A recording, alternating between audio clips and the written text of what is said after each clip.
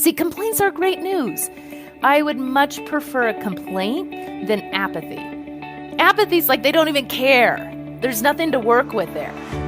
Welcome to Leadership Impact, the podcast for modern executives who are reinventing leadership within their organizations. With your host, executive leadership coach and CEO of the Granger Network, Kari Granger, and me, Paul Adams, CEO of Sound Financial Group. This episode continues our series on coordinating with precision. Welcome back to the Leadership Impact. Today is episode 16, and we're talking about complaints. I'm Kari Granger, CEO of the Granger Network, and I'm here with Paul Adams, CEO of Sound Financial Groups. Paul, do you have any complaints? Yep. I actually just wanted the title for this podcast, CCO, Chief Complaint Officer. Ooh. There's a whole bunch I've been just holding back wanting to tell you about, Kari. Yeah. And I think now's the episode I should just let loose. I hope you have a piece of paper and a pen. I'm ready. I'm ready. Let's do it. Well, one thing that I've noticed when it comes to complaints is how often people are willing to speak them and they just kind of let them go. And you can tell that even in the complaint that they're making, they've not put too much thought in them. Maybe a little bit like a dog chasing a mail truck. They wouldn't know what to do with it if they caught it, like if somebody solved their complaint. And the one that's sitting with me right now is a close friend of mine went through this where he had a real key executive in the company who was just generally frustrated with their role. They were not happy with the role. They weren't happy with the enterprise. They weren't happy with how some other people were doing their jobs. But when he checked in to say, well, what could happen that would make you happy? And the answer was, I don't know.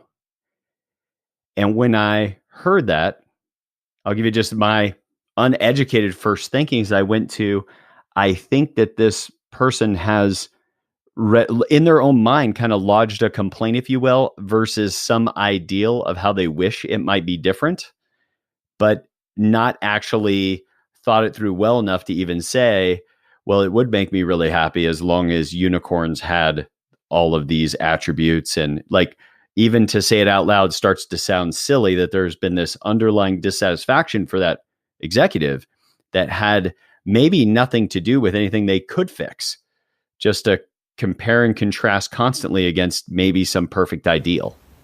And I notice, and I think we hear that a lot, even from, employees that are a part of a company that just recently went through a management change or a merger or a change in direction. And you hear them complain about the different things, but you don't hear them say anything about what they should do differently in any well thought out way. Yeah. Yeah, that's the problem with complaints. We're just not very masterful with them. We don't know how to use them. They're just like this annoyance or, frustration or disappointment. At the heart, complaints are a statement of dissatisfaction. And we haven't really we're not really practiced at how to use complaints, how to listen, and how to issue complaints in a committed way that actually makes a difference in the thing that we're complaining about. So, one of the things I wonder about your, was it a colleague or friend, client? Yeah. They have this executive that is in a mood of dissatisfaction. Yes. At the core of being dissatisfied, or the core of a complaint, which I didn't really hear a complaint in what you said, but I would bet over the last 6 months, this executive has had complaints. Mm-hmm. Yeah. At the core of that is it's an assessment that we're not meeting a standard of satisfaction, right? So what's missing is, as you said, what would be a shared standard for satisfaction? As an example, and you kind of brought this up, I have a growing team, and I started doing team alignment calls last year. And I would have one team member who came from a very uptight background And a good meeting would be a meeting that started on time and we got through agenda items. Now, for another team member, that was exactly a terrible bad meeting, because to them, a good meeting was a meeting in which we were relaxed and we developed relationships and we talked about meaningful things in an unstructured way. So no matter which way I looked, I had a dissatisfactory meeting. People had complaints about the meeting. Mm-hmm. Once I started asking the question, I'd get a complaint coming at me, and I want to talk a little bit about how to deal with those. But I started asking the question, well, what would constitute success, or what would make this meeting satisfying to you? That was really interesting, because I started getting all sorts of criteria. People have all sorts of criteria for things that they can get disappointed with. But getting clear on what is that shared criteria for success, first of all, allows us to make complaints against some kind of standard, not just an assumed standard. And secondly, allows us to get aligned around success. Well, I think that's a certainly not the place people imagine going immediately. As soon as there's a complaint, I know many of our listeners may be like I am when I hear them, is you want to just get right after them. Not the person, but you want to go, oh, well, that's something we can fix. All we do is XYZ, and that problem is no more. But that may not be the thing that handles it, because to your point, you could have had the light, fun-loving meeting, and now you've got one person ticked off, so you check with them, and then you change it, and then the person that was originally okay with the meeting now isn't, and you end up back and forth that way. So the idea of almost taking it back a couple of steps to check in what would be successful, and letting you in that environment where you've got all those executives on the call, do you let each of them speak into that to create the shared interpretation? Yeah, we co-create the thing. What's actually going to have a meaningful, productive meeting. And it's so great to get these things out. See, this executive you're speaking about, it's tough for her to make a complaint in a committed way, because there was no, I don't know if this is the case, I would assume there wasn't some agreed upon standard to begin with. Right. See, Paul, if you and I agree on some standards, I can go back and I say, Paul, we didn't meet the standard here. I'm dissatisfied. But when we don't have any agreed upon standards to begin with, I just complain based on what? Well, my own, unexpressed expectations, my own unexpressed hopes and desires, my own unexpressed history about, how things ought to be. So that really leaves me more in the whining domain versus a committed complaint that's against some kind of clear agreement in the background. By committed complaint would mean that, like, at least I got a sense of it, but it would, to me, that immediately sounds like something that somebody is willing to build more around, meaning that they're like, if you said, hey, is this really a problem? We're happy to go after and fix it. That person is willing to do some mutual lifting to get that problem solved. They're committed enough to the thing they complained about. They're willing to do something about it. Yeah, for sure. Like, I'm complaining because because I'm committed to having it be a different way. And, and this is, when I finally got this, it was like light bulbs went on. And I think anybody who's really good in the customer service domain probably, knew this when they were 2 years old, or at least at their first company training. But here's the thing, right? Underneath every complaint is something that people care about. There's like a fundamental care. It's just expressed as a complaint. So if I know that and complaints are coming at me, I'm going to get really interested in, well, what's important to this person that's giving rise to this complaint?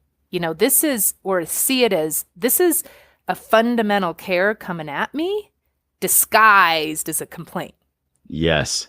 Oh my gosh. And for my personality type, that makes it a lot easier to question. And it's like, I'm helping them by doing this. So I think so often we're used to addressing a complaint, which also means we're probably addressing a person, and you create conflict. Exactly.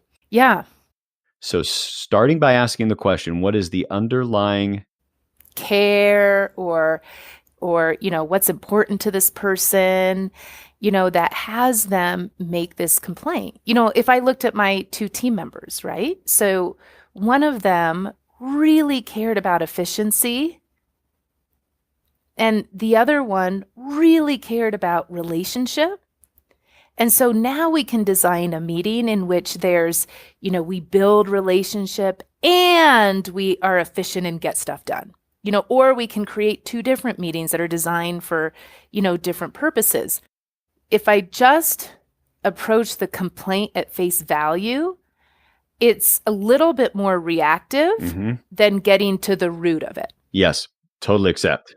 If you start to hear the fundamental care that's being expressed as a complaint, and you start to talk to that fundamental care, the thing that's most important to that person that's giving rise to the complaint, it actually creates of them a partner moving forward to the solution.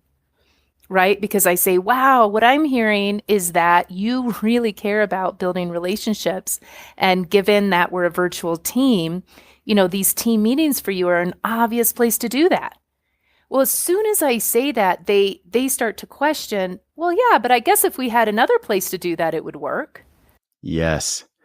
So other than anticipating it, because I think about the people that may be as relationship-wise, as knucklehead as I can be, what is the question that they can ask that both will give them that slight pattern interrupt to think differently in the relationship and kind of start to begin to cultivate some of that out? Not to give it away like a tip or a trick. Certainly it needs to be the leader taking a totally different approach. But what is that question that someone could ask? So that person says, well, I've been left out of meetings, or I think that, I need to be appreciated more around here. What could be one of a million things they bring up that are the symptoms. What's the question the leader can ask when one of those happens this week that kind of elicits out, what is it you're caring about underneath that? Yeah, so whenever a complaint comes up, I'm looking in two areas, standards and care. But let me address the care part first, because that's what you were asking about. So, I could ask you, what's of value to you that's not being accomplished here? Or what do you care about that you don't feel like is getting addressed? What's the principle that isn't being honored here? You could even listen for it, right? So in a previous episode, we talked about listening and listening for fundamental care. So just even asking myself, what is it that they could be caring about? And that's really the place to begin before you even ask them questions. Or you could even just say, tell me more. But if I'm asking myself the question, what is it that they really care about underneath it? Then I can even guess. I can say, wow, I'm listening. Is it that you don't feel like we're productive? Do you have a concern about getting things done? Or do you have like that? So I might even go back and forth a little. Yes. But if my job when a complaint comes at me is to find out what does this person really care about that's not being honored here. See, complaints are great news. I would much prefer a complaint than apathy. Apathy's like they don't even care. There's nothing to work with there. Yes. And the thing that changes for me entirely, even as we walk away from this conversation, is that I need to start, for me, not speaking for any of our other listeners, but it may apply to many of our listeners. For me, I need to start by when I hear a complaint, my first solution isn't to think quickly and solve it or cure their upset with narrative or how I might view the situation and why it doesn't bother me, but instead immediately go in asking questions to begin to, see where that underlying care could be, giving them the opportunity to feel totally heard, which to your point, in that team meeting, that team member that wanted the social component said, hey, we'll solve it a different way, or they bring up the solution. And I now, as you say it, I know I've been in those experiences. But I think for many leaders, it can seem like, hey, for the people that are really close to me, I'm going to take their complaints and I'm going to solve them. And then once somebody is complaining too much, it's like, great, washing my hands, done. I can't solve everything for you. And they just move on when there might be a really great fundamental concern underlying that they need to get a hold of that would have helped the entire team. And that you can do it together. So I think one of the notions as a leader is you have to always have something to say. You always have to have the answers. You always have to have the solution, you know?